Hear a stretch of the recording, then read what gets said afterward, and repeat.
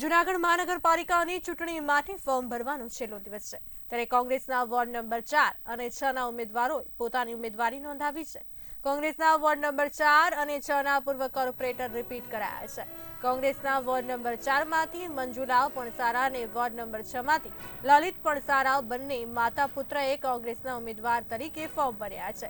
Ward number 4 ના કોંગ્રેસના ઉમેદવાર મંજુલાલ પણસારા, શોભના બડેલિયા, મહેન્દ્ર વગાસિયા, કાંતિ ગરસંડાએ ઉમેદવારી નોંધાવી છે. આજે વોર્ડ નંબર 6 માંથી અમે કોંગ્રેસ પાર્ટી દ્વારા મને રિપીટ કરતા આજે તમામ પેનલે ઉમેદવારી પત્રક ભરેલા છે અને એક લોકોનો પણ ખૂબ અમારી ઉપર ભરોસો હતો અને વર્ષોથી અમે લોકોના કામો કરતા રહ્યા છીએ અને જે લોકો અત્યારે જોઈ રહ્યા છે જૂનાગઢમાં જે ભ્રષ્ટાચારી ભાજપનું શાસન છે એનાથી ત્રસ્ત થઈ ગયા છે.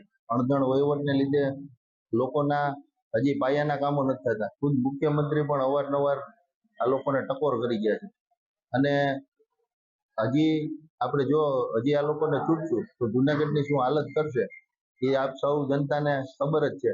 પાછા મોટા ભાગના જે આપણે કહી શકાય એવા માથાઓ રિપીટ થયા છે તો એ જૂનાગઢની શું હાલત કરશે. એટલે તમામ જગ્યાએ 1 થી 15 વોર્ડમાં તમામ જનતાને વિનંતી છે કે સારા અને સજ્જન માણસો જે કોંગ્રેસ પાર્ટીએ બધા ઉભા રાખ્યા છે એમને મતદાન કરો, જેથી કરી અને જૂનાગઢમાં એક સારી શરૂઆત થાય, પરિવર્તનની શરૂઆત થાય અને એક વખત આ ભ્રષ્ટાચારી જે શાસન છે એને દૂર કરો.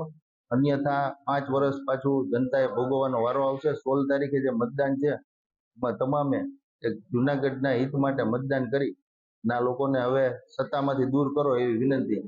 આ 5મી ટર્મ મારા પક્ષે મને ટિકિટ આપી છે. અમારા પુંજાભાઈ વસ ને હીરાભાઈ જોટવા અને અમારા પક્ષે અને 4 ટર્મ છે તો હું ચૂંટાઈને આવી. આ 5મી ટર્મ મારી છે અને હજી અમે ચૂંટાઈને આખરે આવશું એટલે પરિવર્તન જરૂર લાવે. પબ્લિકને હું એવું કહું છું કે પરિવર્તન લાવે અને જૂનાગઢ સરસ બનાવીએ, હારા બધા ભેગા મળી અને કોઈ પણ જાતનું જૂનાગઢમાં કમી ન રહે. બધા 15 વોર્ડના આગેવાનોને સાથે રાખી અને આપણે બધા હળી મળી અને જૂનાગઢનો વિકાસ કરીએ અને ભ્રષ્ટાચાર નાબૂદ કરીએ.